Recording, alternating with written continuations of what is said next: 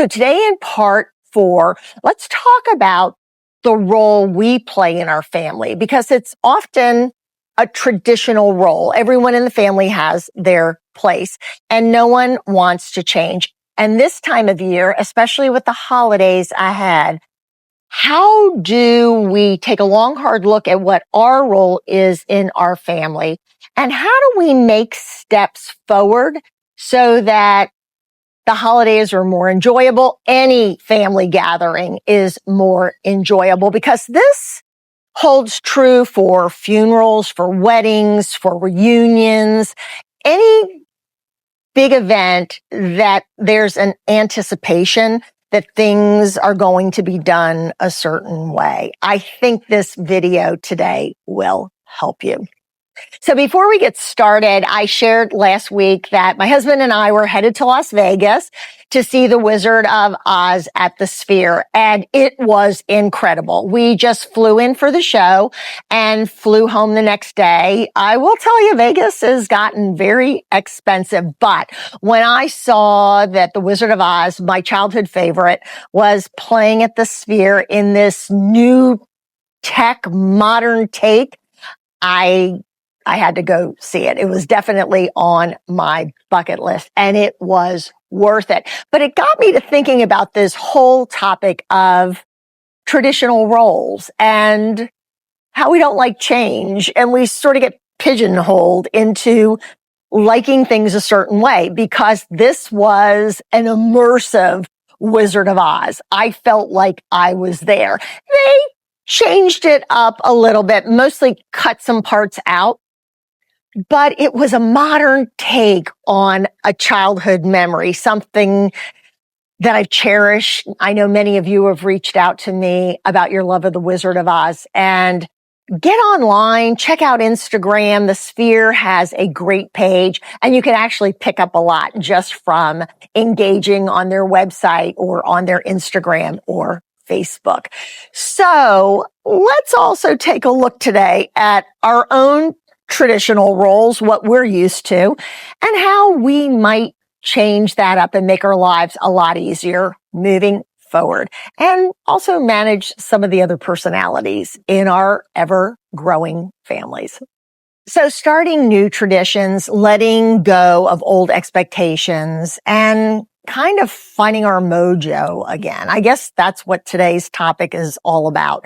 Because at the end of the day, holidays, family get-togethers, traditional events should be enjoyable.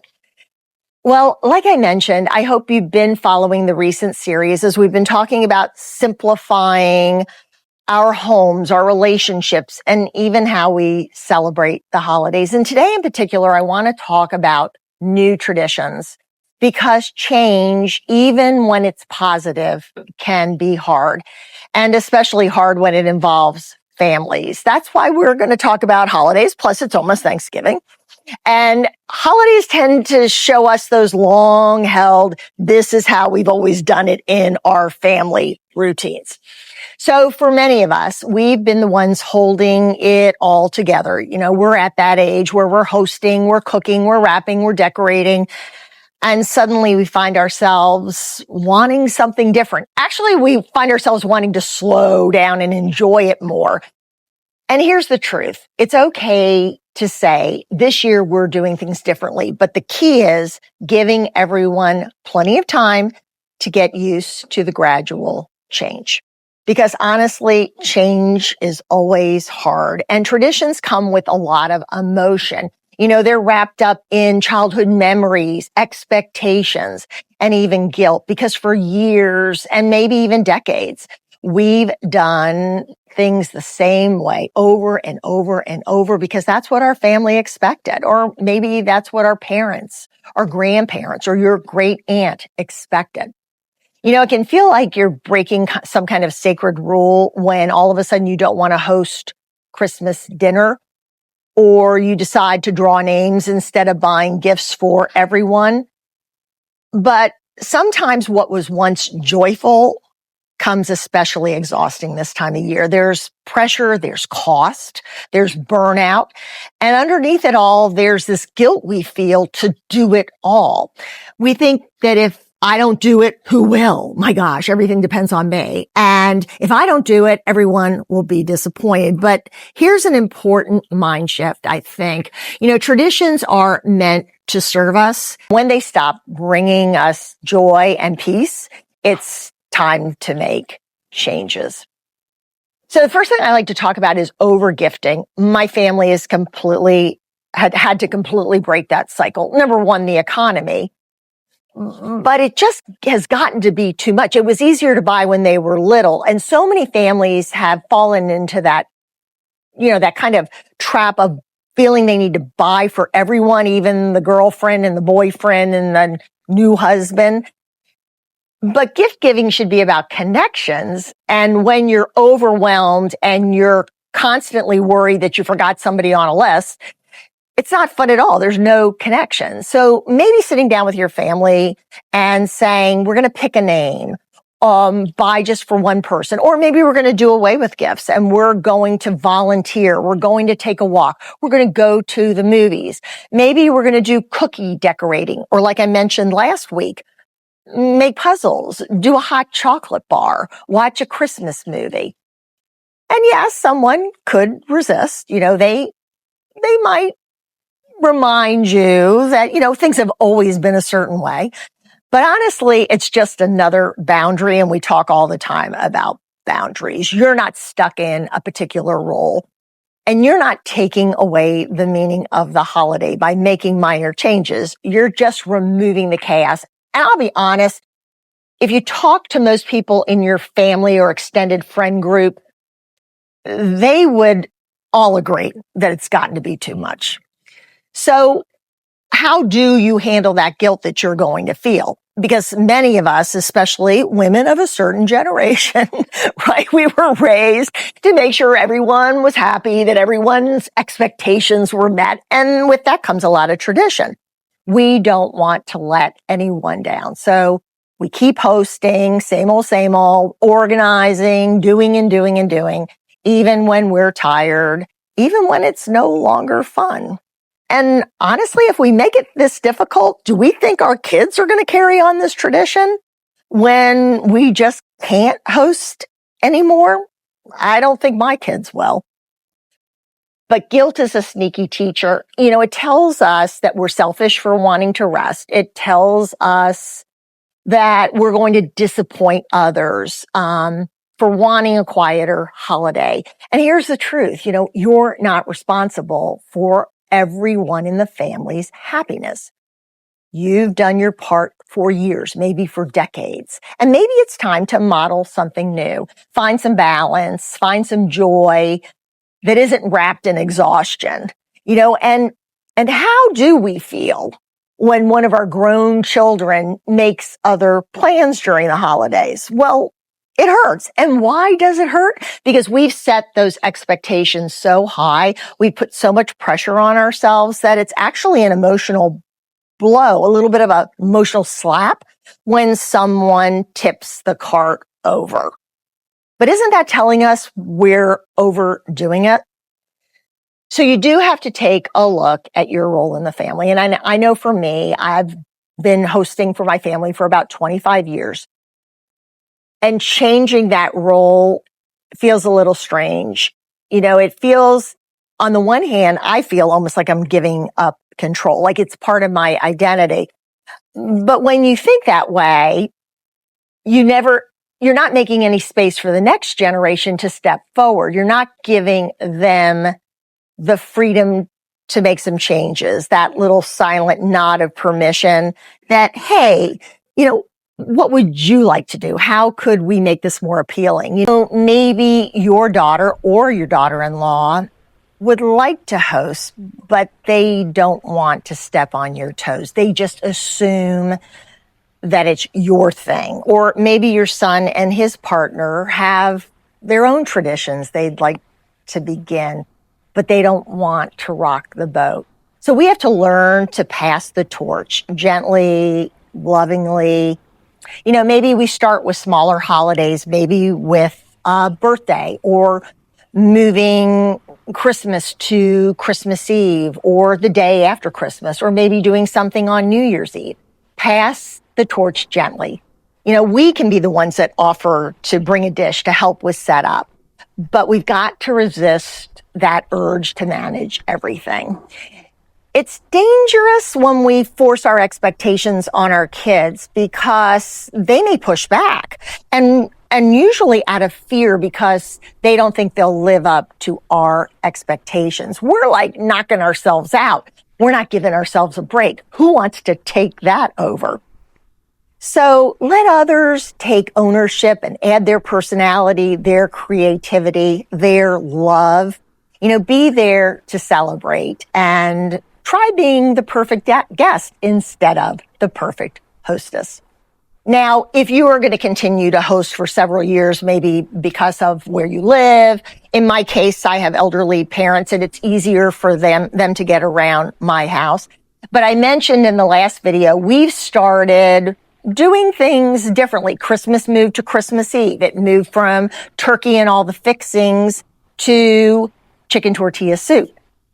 Thanksgiving is still pretty traditional, but I've told the kids, bring whatever dish you'd like to bring. Now, I didn't start out that way. I started out with asking them to bring a dish and assigning a dish to everyone.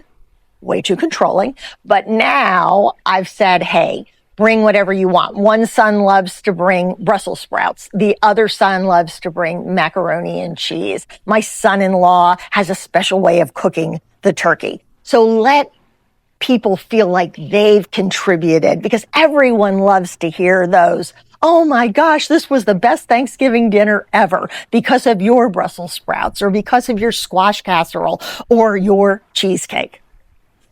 And here's the hard truth. We have to be honest with ourselves. Sometimes we feel like everything's been put on us because we've asked for it to be put on us. Sometimes we've just let it happen. And sometimes you can't control it. I've mentioned that I have elderly parents and maybe you've got a great aunt, maybe you've got older parents and you feel like you're being judged. So you want to control everything. You want it at your house because you know what their expectations are. And quite honestly, they're from a different generation and we just did things differently. They certainly did things differently then.